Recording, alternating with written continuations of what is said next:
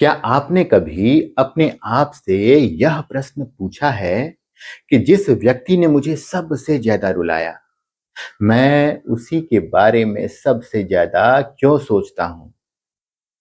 जिसने मेरा विश्वास तोड़ा, मैं उसे भूल क्यों नहीं पाता? जिसने मेरी कद्र नहीं की, मैं आज भी उसी की स्वीकृति क्यों चाहता हूं? जिस रिश्ते ने मुझे सबसे ज्यादा दर्द दिया, उसी रिश्ते को बचाने के लिए मैं सबसे ज्यादा प्रयास क्यों करता हूं?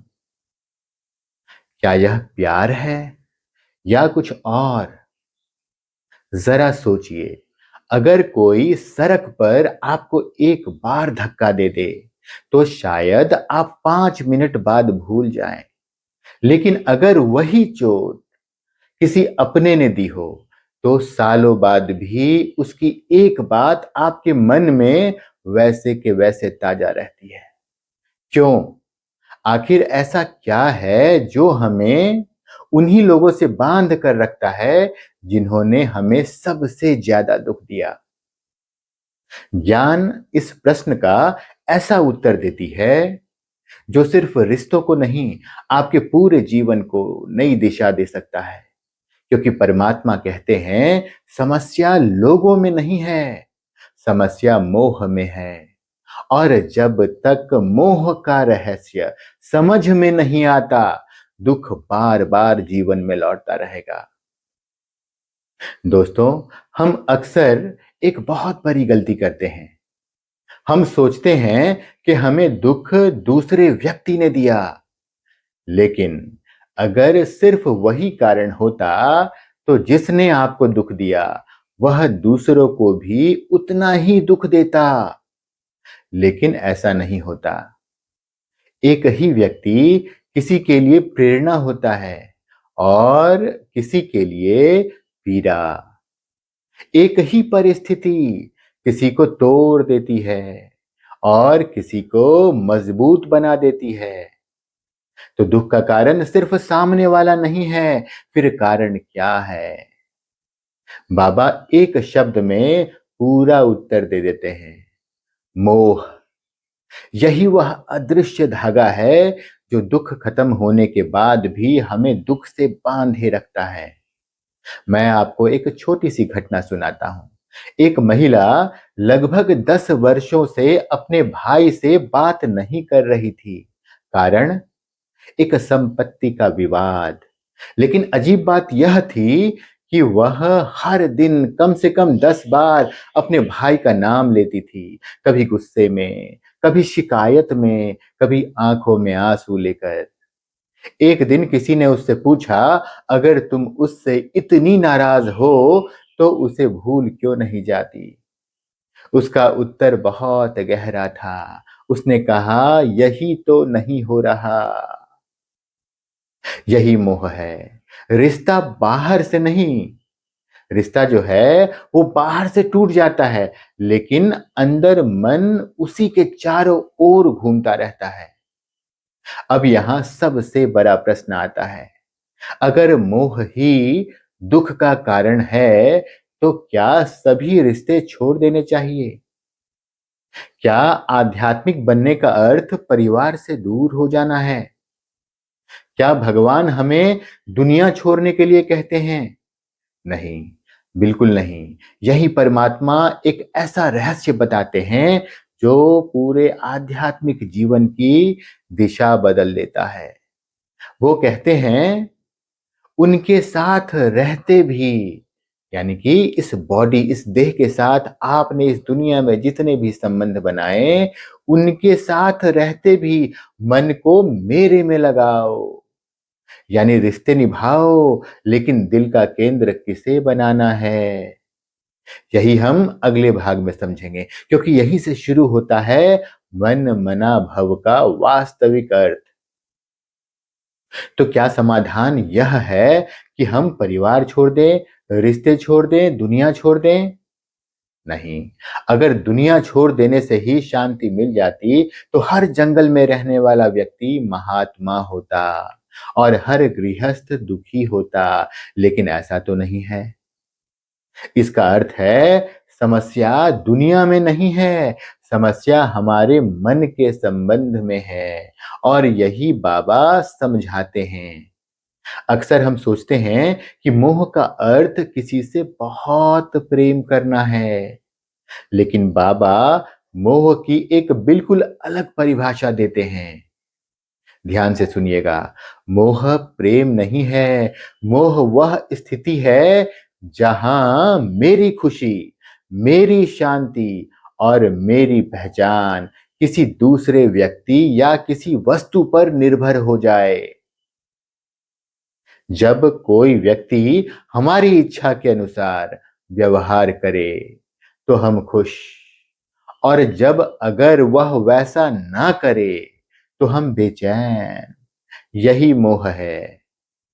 ध्यान दीजिए, मोह दूसरे को नहीं बांधता, सबसे पहले हमें बांधता है। इसलिए जिस जिस व्यक्ति ने हमें दुख दिया, जिससे हमें दुख मिला, उसी के बारे में हम सबसे ज्यादा सोचते हैं। क्यों? क्योंकि हमारी बुद्धि उसके चारों ओर घूम रही है। और बाबा यही कहते हैं, पुराने संबंधियों ने इतना दुख दिया, अब उनके मोह जाल से बुद्धि निकाल। पुराने संबंधियों ने आपको इतना दुख दिया है इस दुनिया में, अब उनके मोह जाल से बुद्धि को निकाल, मुझ में लगाओ, मुझे याद करो। कितने सुंदर शब्द हैं। बुद्धि को निकाल, देह को मत निकाल। देह छोड़ के, देह लेके आपको दुनिया नहीं भागना है, बुद्धि को निकालना है। उन्होंने यह नहीं कहा रिश्ते तोड़ दो, उन्होंने यह भी नहीं कहा लोगों से भाग जाओ। उन्होंने कहा अपनी बुद्धि को मुक्त करो। यही आध्यात्मिक स्वतंत्रता है। जरा एक सरल उदाहरण सोचिए।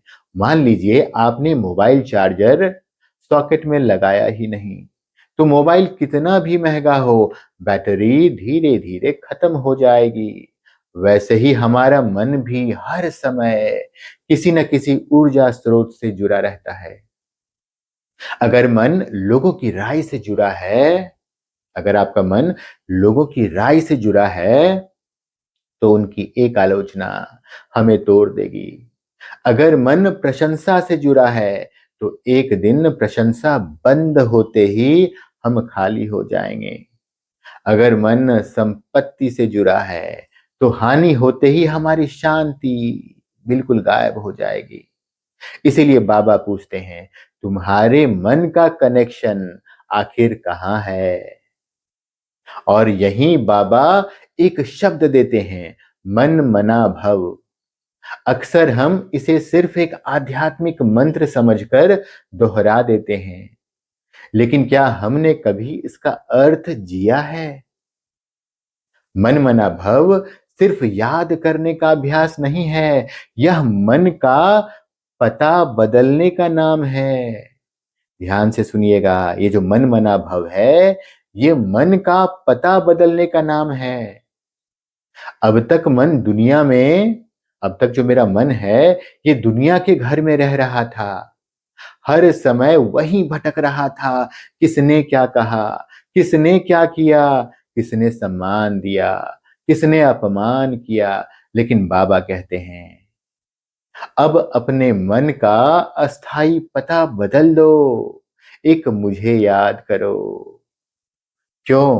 क्योंकि जहां मन रहेगा वहीं से शक्ति मिलेगी, और जिस स्रोत से आप शक्ति लेते हैं वैसे ही आप बनते चले जाते हैं। लेकिन एक प्रश्न अभी बाकी है। अगर मन भगवान में लगाना है, तो क्या इसका अर्थ दुनिया से उदासीन हो जाना है? क्या परिवार के बीच रहते हुए भी बेहद का वैरागी बना जा सकता है? और बाबा क्यों कहते हैं, जिसका भगवान ही संसार है, उसे दूसरा संसार दिखाई ही नहीं देता? क्या वास्तव में ऐसी स्थिति संभव है? यही हम इस वीडियो के अगले भाग में समझेंगे, क्योंकि यही मोह प्रेम में बदलता है और बंधन स्वतंत्रता में। तो अगर मोह ही दुख का कारण है, तो क्या समाधान सब कुछ छोड़ देना है?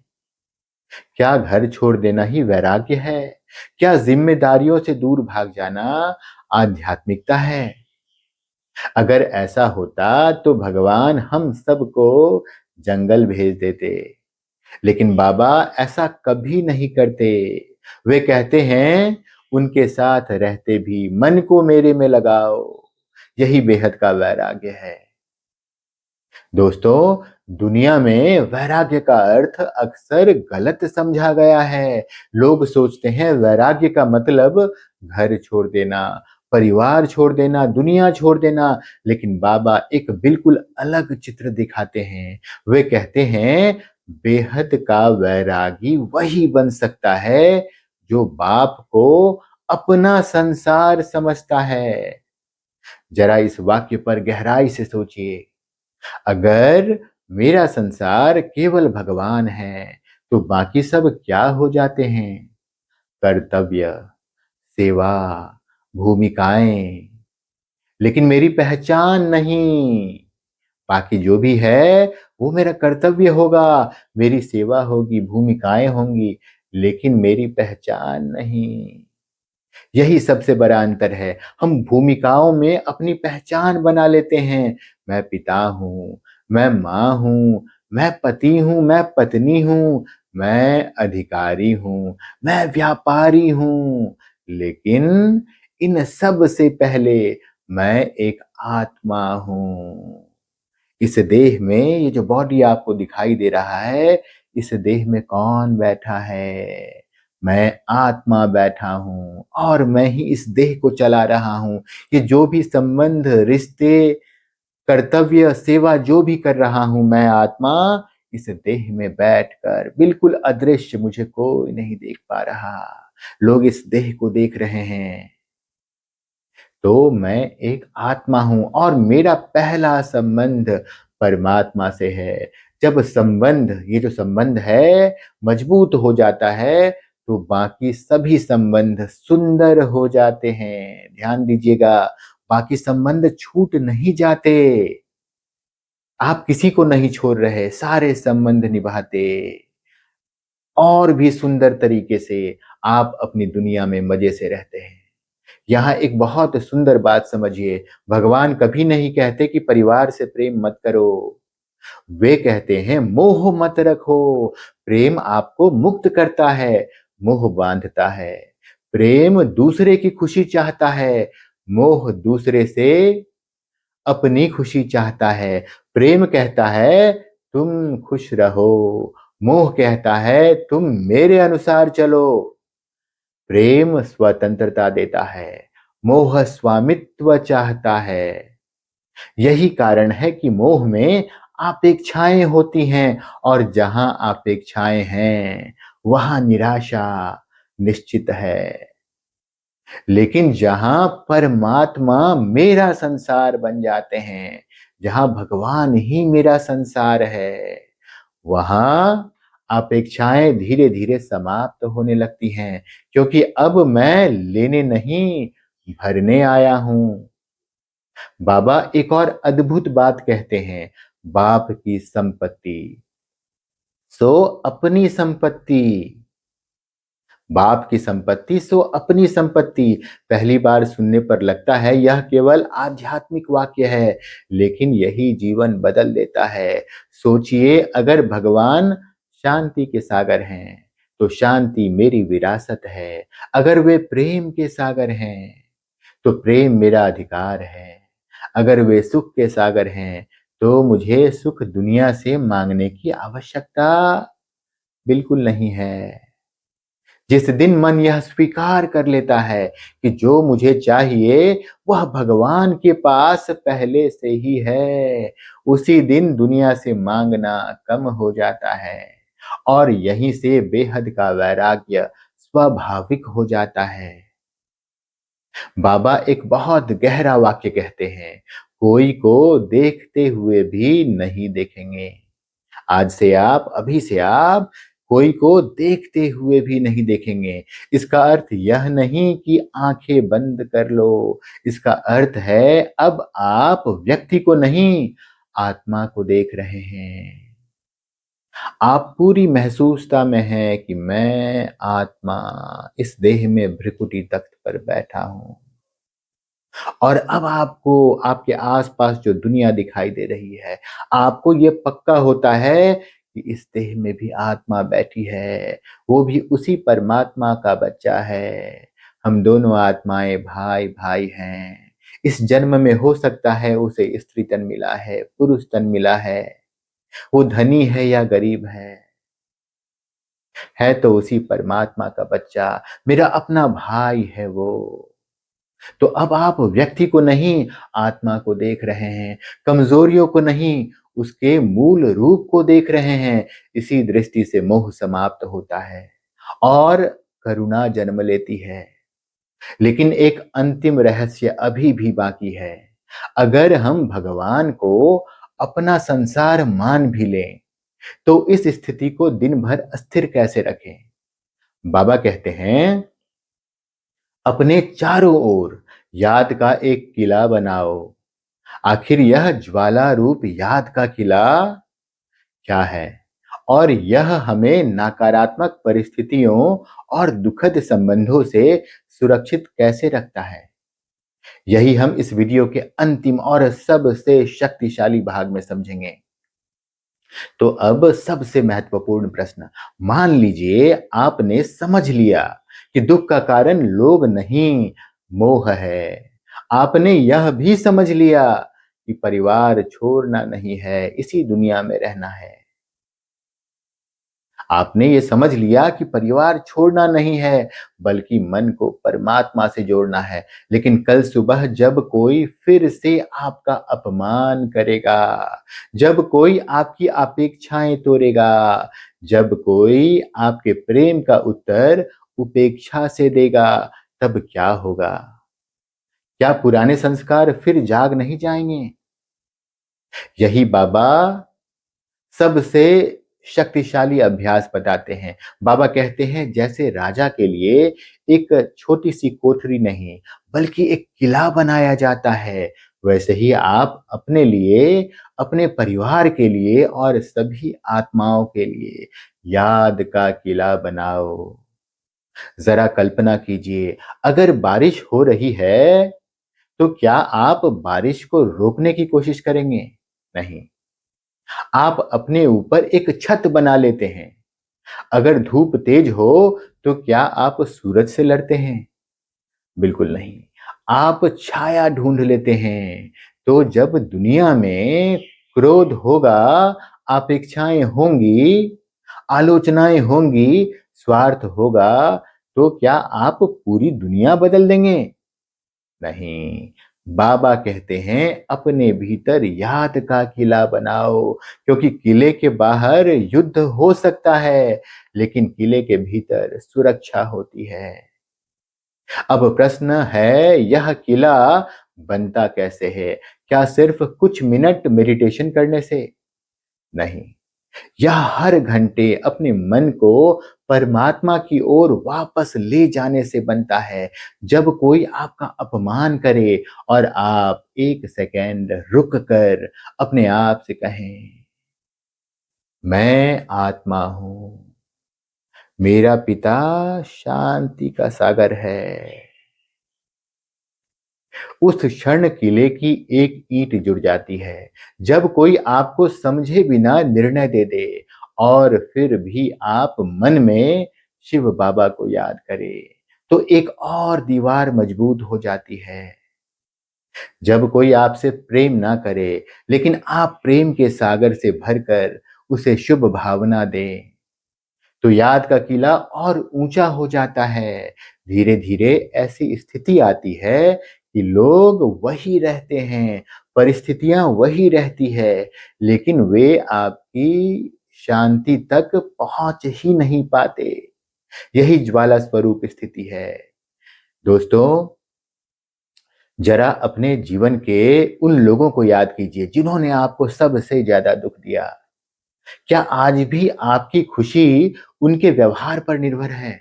क्या आज भी वे आपके मन में वैसे ही रहते हैं, जैसे सालों पहले रहते थे? अगर हाँ, तो शायद आज समय आ गया है उन्हें अपने मन से निकालने का नहीं, बल्कि अपने मन का केंद्र बदलने का। जब सूरज निकलता है तो अंधेरे को बाहर नहीं निकालना पड़ता, अंधेरा अपने आप चला जाता है। वैसे ही जब मन परमात्मा की याद से भर जाता है, आपका मन पूरा लबालब भगवान की याद में खोया हुआ है, भरपूर है वो, तो मोह धीरे-धीरे अपने आप समाप्त होने लगता है। इसलिए बाबा रिश्ते छोड़ने को नहीं कहते, वे कहते हैं अपने मन का मालिक बदल दो। और जिस दिन आपके मन का मालिक परमात्मा बन जाएगा, उसी दिन आपको दुःख देना उसी दिन आपको दुःख जो है, दुःख देना बंद नहीं करेगी, लेकिन दुःख आपके भीतर प्रवेश करना बंद कर देगा। तो आज इस वीडियो के बाद मैं आपसे कोई बड़ा संकल्प नहीं चाहता, बस अगले 24 घंटे एक छोटा-सा अभ्यास कीजिए। जब भी मन किसी ऐसे व्यक्ति की ओर जाए जिसने आपको दुःख दिया हो, उसी क्षण मतलब कि तुरंत अपने आप से सिर्फ एक वाक्य कहिए, मेरा संसार परमात्मा है। और 1 मिनट उनकी याद में बैठ जाइए। शिव बाबा की याद में तुरंत बैठ जाइए। देखिए, कैसे मन धीरे-धीरे मुक्त होने लगता है। अगर आज यह संदेश आपके हृदय तक पहुँचा हो, तो कमेंट में सिर्फ एक शब्द लिखिए, मन मना भव। यह केवल एक शब्द नहीं होगा, यह आपके मन का बिल्कुल नया पता होगा। अगर आप चाहते हैं कि बाबा की ऐसी ही गहरी लेकिन जीवन बदल देने वाली ज्ञान का सरल विश्लेषण हर सप्ताह आप तक पहुंचे, तो चैनल को सब्सक्राइब ज़रूर कीजिए। इस वीडियो को उन लोगों तक भी ज़रूर पहुंचाइए, जो आज भी उन्हीं लोगों के कारण दुखी हैं, जिन्हें वे सबसे ज़्यादा अपना मानते हैं। याद रखिए, दुःख देने वाले लोग आपकी किस्मत नहीं बदलते, लेकिन आपका मन किससे जुड़ा है, यही आपकी पूरी ज़िंदगी बदल देगा। ओम शांति।